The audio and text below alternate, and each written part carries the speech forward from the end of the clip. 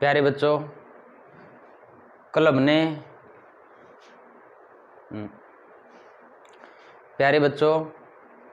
हमने active voice passive voice का topic किया था।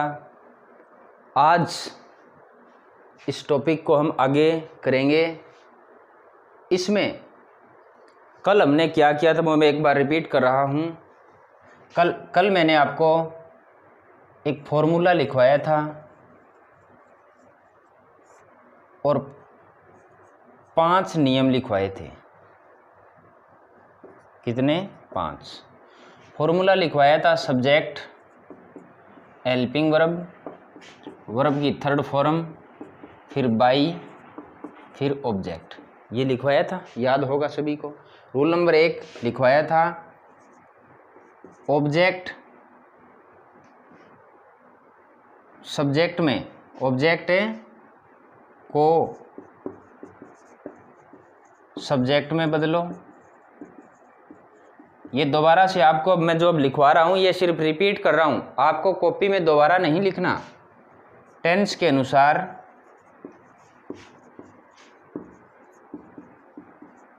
हेल्पिंग वर्ब लगाओ, ये बताया था। 3 नंबर पर वर्ब की थर्ड फॉर्म लगाओ, ये बताया था। 4 नंबर पर बाई लगाओ, ये बताया था। और 5 नंबर पर यह बताया था कि यहाँ ऑब्जेक्ट को सब्जेक्ट में बदला है, यहाँ सब्जेक्ट ऑब्जेक्ट में बदल जाएगा। सब्जेक्ट को ऑब्जेक्ट में बदलो। क्लियर? कल मैंने आपको यह भी बताया था, सिंगुलर सब्जेक्ट,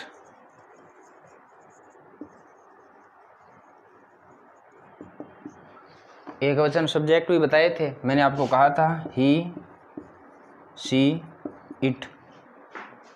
सब्जेक्ट एक वचन है। ये जब बदलेंगे, यानी मान लीजिए कोई सेंटेंस है और सेंटेंस इन सब्जेक्ट से शुरू हो रहा है, तो सब्जेक्ट को जब हम ऑब्जेक्ट में बदलेंगे तब ये ही आगे जाकर के, जब ही सब्जेक्ट है, जब ये ऑब्जेक्ट बनेगा ना ही का, तब ये हिम में बदलेगा, सी हर में बदलेगा, इट का इट रहेगा। उसके बाद मैंने आपको बताए थे प्लूरल सब्जेक्ट। प्लूरल सब्जेक्ट मैंने बताए थे कौन से?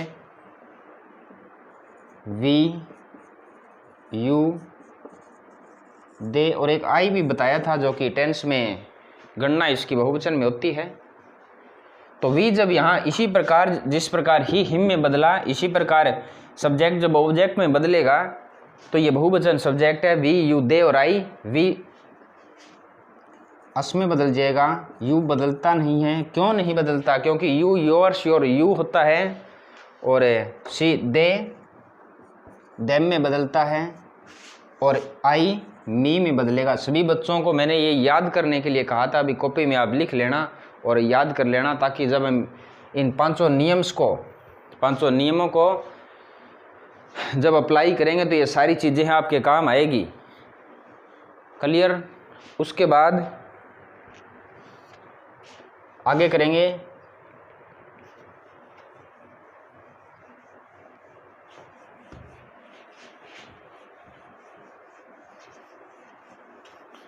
टेंस के अनुसार। अब मैं क्या चीज़ क्लियर कर रहा हूँ? मैं एक एक चीज़ क्लियर करूँगा। फॉर्मूला है, सब्जेक्ट मैं क्लियर कर चुका हूँ। कैसे? चाहे सब्जेक्ट का ऑब्जेक्ट बने, चाहे ऑब्जेक्ट का सब्जेक्ट बने। क्लियर? वर्ब की ये चीज़ मैं क्लियर करूँगा, ये टेंस के अनुसार होती है। ये जो हेल्पिंग वर्ब है ये टेंस के अनुसार होती है। टेंस के अनुसार कैसे होगी? टेंस के अनुसार होती है, लेकिन कैसे? मैं इस कैसे का यहाँ जवाब दूंगा। पैसिव वॉइस के अंदर, पैसिव वॉइस में सभी टेंस, कोई भी टेंस हो, हमेशा वर्ब की थर्ड फॉर्म आती है। पक्की याद रखना। बाई लगता है, कुछ जो नहीं लगेगा बाई वो अलग होता है, वो मैं बताऊंगा। लेकिन जब टेंस के जो 8 नियम हैं उसमें सभी में बाई लगेगा। और ऑब्जेक्ट का मैं बता चुका हूँ कि जो सब्जेक्ट होगा वो ऑब्जेक्ट में बदलेगा, जैसे ही का हिम में बताया था उसी प्रकार। अब हम टेंस के अनुसार बात करेंगे। टेंस के फॉर्मूला, यदि होती है प्रेजेंट सिंपल, यदि प्रेजेंट सिंपल टेंस होती है तब आपको क्या करना है, प्रेजेंट कंटिन्यूस टेंस होगी तो आपको क्या करना है, और प्रेजेंट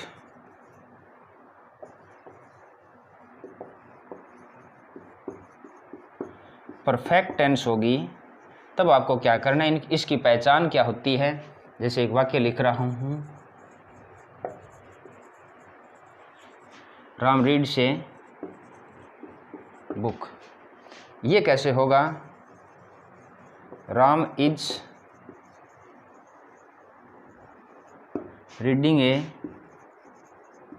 बुक, ये कैसे होगा, Ram has read a book. यहाँ पर आया वर्ब की फर्स्ट फॉर्म के साथ एस या ई एस। एक किस्म से मानो मैं आपको ये पहचान लिखा रहा हूँ,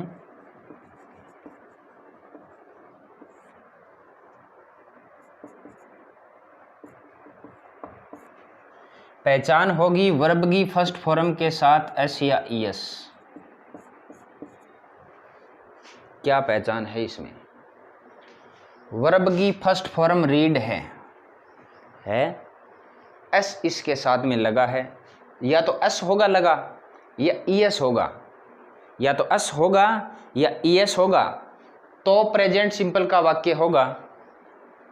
एक बात, अब कई ऐसे वाक्य भी होते हैं जिनमें एस भी नहीं लगा होता और ई एस भी नहीं लगा हुआ होता, उसमें आपको क्या करना है, उस और नहीं लगने की वजह क्या होती है, पहले वजह बता देता हूं कि ये जो सब्जेक्ट होता है, ये सब्जेक्ट यदि सिंगुलर होता है, यदि एक वचन होता है तो ही एस या एस लगता है। यदि ये बहुवचन होगा तो यहां पर एस या एस नहीं लगेगा। फिर निशानी क्या है आपके लिए कि ओनली वर्ब की फर्स्ट फॉर्म दी हुई मिलेगी। टेंस के 12 पार्ट होते हैं टोटल, 12 पार्ट में प्रेजेंट सिंपल टेंस ही एक है जिसमें ये चीज़ आती है, और किसी में नहीं आती। और किसी में वर्ब की फर्स्ट फॉर्म जब आएगी तो उसके साथ हेल्पिंग वर्ब आएगी। Without helping verb main verb first form present simple में ही आती है, सिर्फ याद रखना।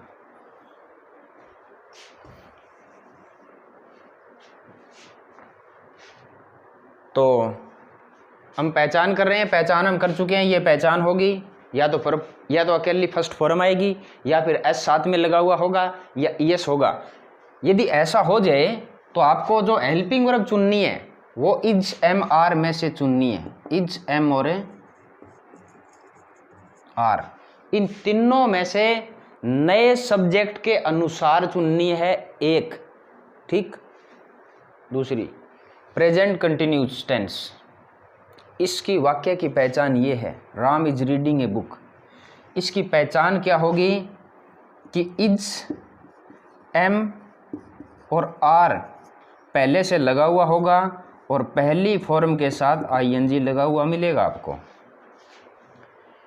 यदि इज एम आर पहले से लगा हुआ है उसके साथ में वर्ब की फर्स्ट फॉर्म आएगी और उसके साथ आईएनजी लगा हुआ मिलेगा।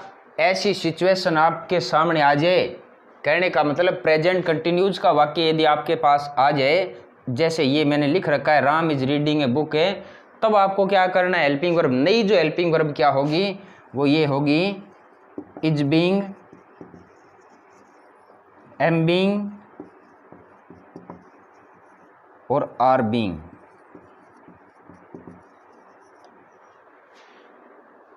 यानी हेल्पिंग वर्ब सेम रहेगी, इनके साथ में बीइंग जुड़ा है सभी में। और जब नया सब्जेक्ट बनेगा तो तीनों में से दोबारा चुननी है।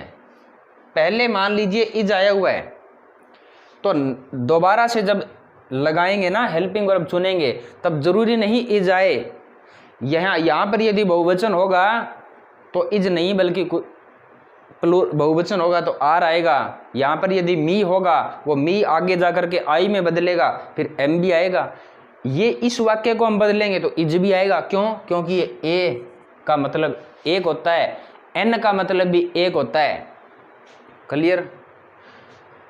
अब ये तीसरा है प्रेजेंट परफेक्ट टेंस। इसका एक वाक्य में लिख रखा है मैंने, Ram has read a book.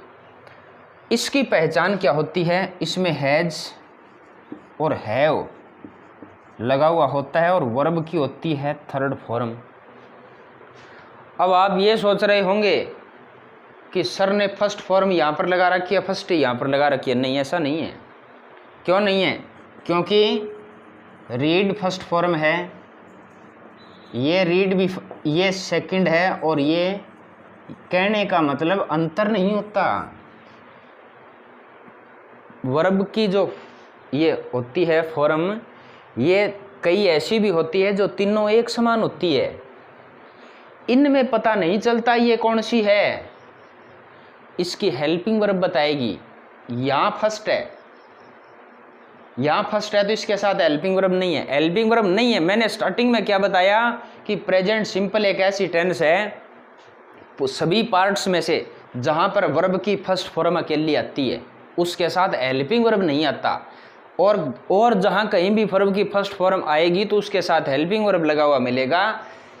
यहाँ पर ये आप ऐसा मत सोचना कि वर्ब की फर्स्ट फॉर्म है, ये वर्ब की थर्ड फॉर्म है, पता नहीं चल रहा, क्योंकि तीनों एक समान होती है। पता कैसे चलेगा कि इसके साथ में जो हेल्पिंग वर्ब है वो बताएगी आपको कि ये फॉर्म कौन सी है। ठीक है?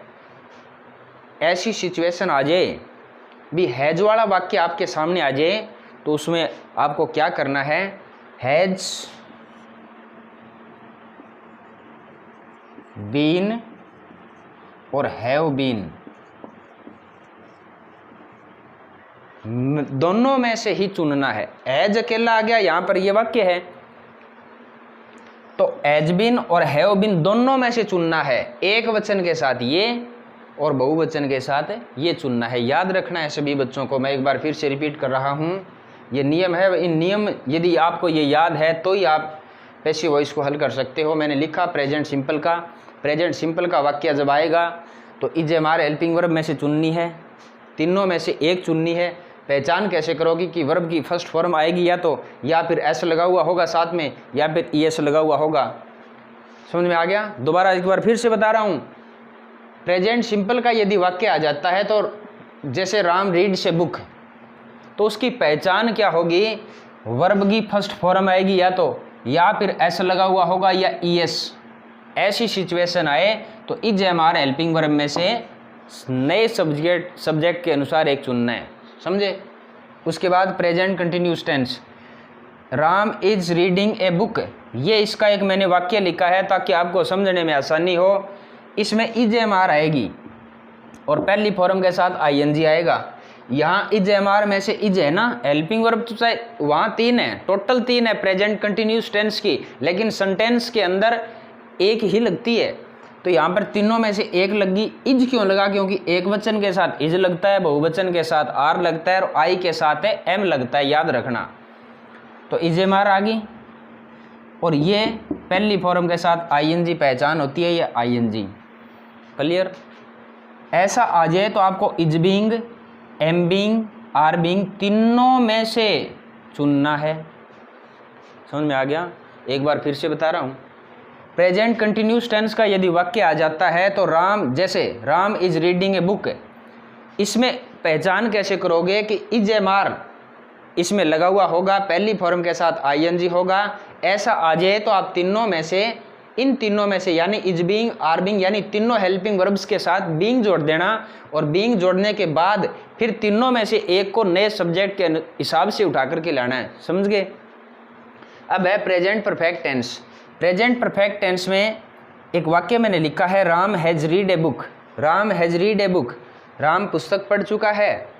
तो इसमें हैज़ हैव आएगा, ये मैंने लिखा है पहचान में, या तो हैज़ आ जाएगा या फिर हैव। इन दोनों में से एक चीज़ हेल्पिंग वर्ब में दिया, इस सेंटेंस में दिया हुआ होगा, यानी इन दोनों में से एक हेल्पिंग वर्ब इसमें दी हुई होगी और वर्ब की दी होगी थर्ड फॉर्म।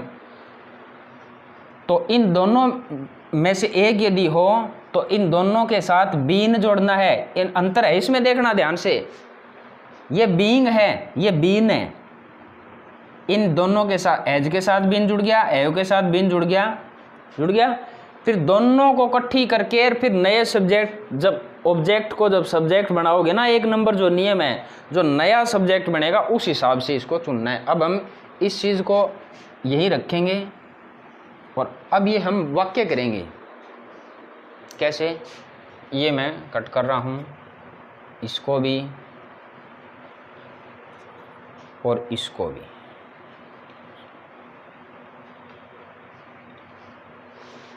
इसको हम बदलेंगे। 3 चीज़ हमारे पास होती है, ध्यान देना।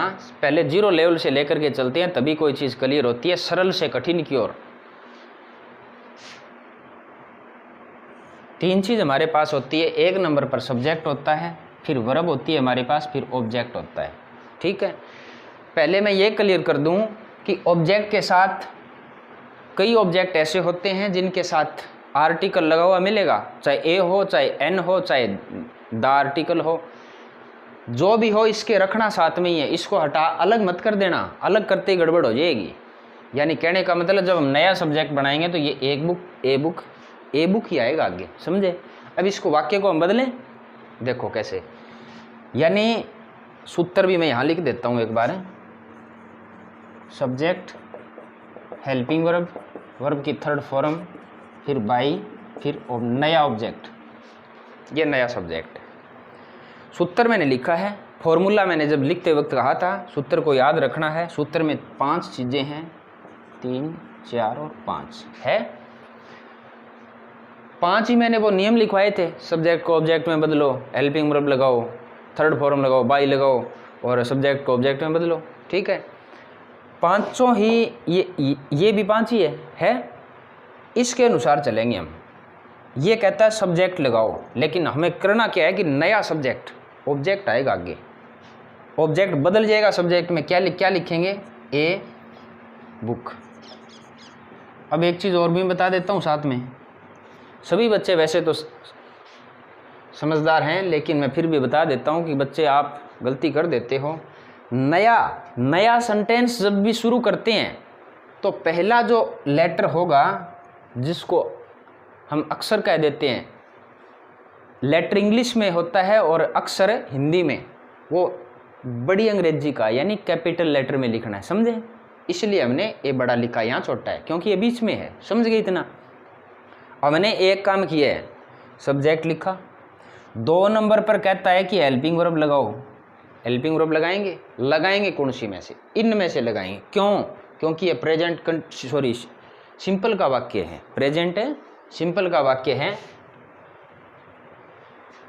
तो इन तीनों में से चुनेंगे। किसको चुनेंगे? इज को। इज हमने चुन लिया। क्यों चुना इज? क्यों चुना? क्योंकि ए बुक एक ही है ना। ए और एन यदि आता है उसकी पक्की निशानी होती है एक है, याद रखना। ठीक है, इसलिए हमने इज को चुन लिया तीनों में से। बाकी हमारे लिए कोई काम की नहीं है। ठीक है, हमें एक की जरूरत है, तीनों में से एक वाक्य में एक की जरूरत होती है। हेल्पिंग वर्ब लगा दी, वर्ब की थर्ड फॉर्म लगानी है, ये है फॉर्म। तो इसको हम रीड लिखेंगे। SEIS हट जाता है, SEIS हटा देना, वर्ब की थर्ड फॉर्म बना देना। अब रीड तो रीड ही होता है, यानी वर्ब की ये जो फॉर्म है ये रीड, ये तीनों एक समान होती है, तो इसलिए ये तो थर्ड फॉर्म लग चुकी है। और अब लिखेंगे 4 नंबर पे बाई,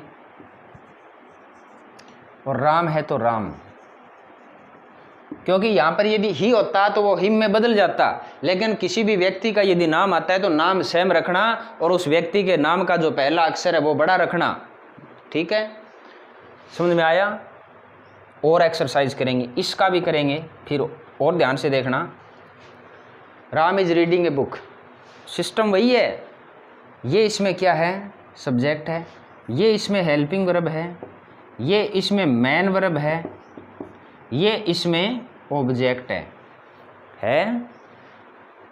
चाहे इसमें कितने भी आ जाए, कितना भी बड़ा सेंटेंस हो, हमें कोई मतलब नहीं। हमें अपने नियम पर ध्यान देना है, नियमों पर चलना है। कैसे? सब्जेक्ट लिखेंगे। कौन सा है सब्जेक्ट? यानी ऑब्जेक्ट है वो नया बनेगा ना पैसिव वॉइस में। ये एक्टिव वॉइस का है, ये इसको हम पैसिव में इसमें बदल रहे हैं। तो ए बुक नया बनेगा, समझे? ए बुक है, हो गया।